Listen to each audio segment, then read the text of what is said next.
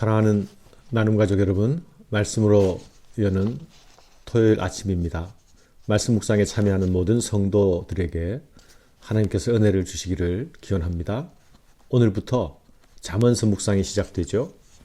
5월 가정의 달을 맞추어서 잠언 묵상을 시작하는 것 의미 있는 일이라 생각됩니다. 아마 매일 성경 편집자도 그런 의도로 이렇게 구성했다고 여겨집니다. 잠언은 성경의 지혜서에 속한 말씀이죠. 잠언에는 삶의 지혜에 관한 말씀들이 많이 나타납니다. 그런데 이것은 깊은 신학적인 차원을 가지고 있지요. 제가 초등학생 시절 잠언을 처음 대할 때에는 성경에도 명심보감 같은 것이 있구나 라는 생각을 했던 적이 있습니다. 잠언의 외적인 형식은 금언집이나 명언집과 유사한 측면이 많이 있지 않습니까? 그러나 문학적 형식이 유사하다고 해서 그 내용이 또한 유사한 것은 아닙니다. 비슷한 모양의 옷이라고 해서 모두가 다 명품 옷은 아니지 않습니까? 지혜롭게 살아라, 착하게 살아라. 이 정도의 메시지는 세상에도 여기저기에 많이 있습니다. 잠언이 그런 것들과 구별되는 것은 무엇일까요? 잠언은 이 땅을 살았던 고대의 성도들이 가졌던 신앙의 선포입니다. 책상에서 편집한 것이 아니라 삶의 자리에서 날과 시로 엮어낸 신앙의 선포입니다. 속담에도 지혜가 들어있지만 거기에 신앙적 지혜는 없지요. 하나님에 대한 지혜도 없습니다. 잠언에는 지혜와 어리석음이 대조를 많이 이루고 있죠. 의인과 악인의 대조도 많이 나타납니다. 이 둘을 연결해 보면 지혜롭게 살고 의롭게 살아라로 쉽게 요약할 수 있을 듯 보입니다. 그러나 이렇게 병렬로 연결해 버리면 잠언은 윤리서나 생활 지침서 같은 것으로 여겨질 수 있겠죠. 그러나 여러분, 지혜, 의로움 이런 것들은 무슨 관계가 있습니까? 하나님께서 의로우신 분이시며 그 의로우신 하나님께서 우리에게 의를 요구하시지 않습니까? 하나님은 또한 지혜자이십니다. 하나님은 지혜의 근원이시죠.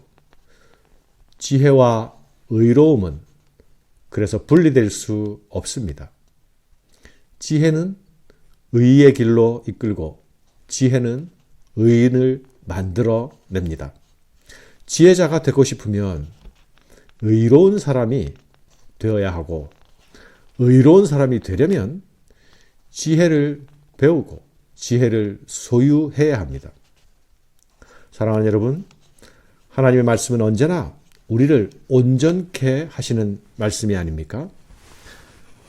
모든 성경은 하나님의 감동으로 된 것으로 교훈과 책망과 바르게 함과 의로 교육하기에 유익하니 이는 하나님의 사람으로 온전케 하며 모든 선한 일을 행할 능력을 갖추게 하려 함이라. 성도의 성숙은 하나님 앞에서 온전함으로 나아가는 것입니다. 잠언은 말씀을 들어야 할 대상들을 향하여서 내 아들아 라고 부르며 우리에게 다가오지 않습니까? 부모가 자녀에게 들려주듯이 할아버지가 손자에게 평생의 지혜의 유산을 물려주려는 듯이 그렇게 성도들에게 다가옵니다. 오늘 본문의 말씀은 내 아들아 라는 말씀으로 잠언의 본격적인 말씀을 시작하기 전에 잠언 전체의 서문 역할을 하고 있습니다. 이 서문에는 솔로몬의 잠언이란 표제와 함께 잠언의 목적이 나타나고 있지요. 솔로몬의 잠언이라고 부른다고 해서 잠언의 말씀을 다 솔로몬이 쓴 것은 아니지요. 솔로몬은 대표 선수입니다. 2절에서는 잠언의 목적을 밝히고 있습니다. 다윗의 아들 이스라엘 왕 솔로몬의 잠언이라 이는 지혜와 훈계를 알게 하며 명철의 말씀을 깨닫게 하며 지혜롭게 공의롭게 정의롭게 정직하게 행할 일에 대하여 훈계받게 하며 어리석은 자를 슬기롭게 하며 젊은 자에게 지식과 근신함을 주기 위한 것이니.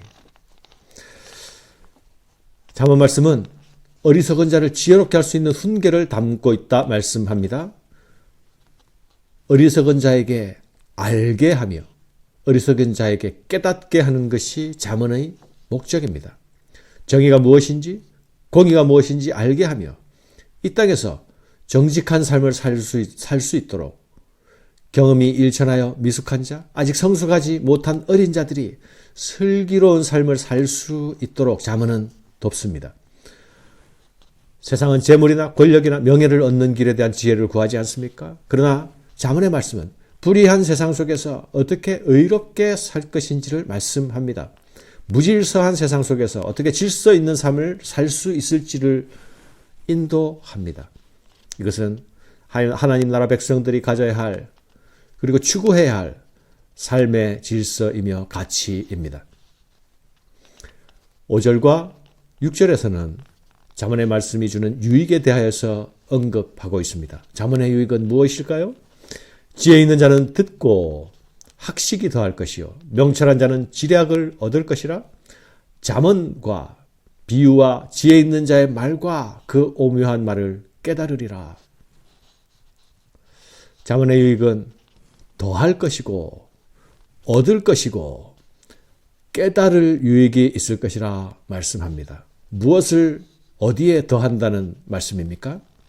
잠언은 이미 세상 이치에 대한 지혜가 있는 자에게 학식을 더할 것이라 말씀합니다. 이미 사리분별을 할 수 있다고 여기는 자에게 지략을 더해 줄 것이라고 말씀합니다. 머리로서 아는 지식이 아니라 가슴으로 알고 온몸으로 아는 삶의 지식을 더할 것이라 말씀합니다. 진정한 지혜는 머릿속에 있는 것이 아니라 삶 속에서 살아 있어야 하고 이 땅을 사는 사람과 사람의 관계 속에서 살아 있어야 하기 때문입니다. 마지막으로 잠언의 서문에서 지혜의 근본이 무엇인지를 명확히 밝히고 있습니다.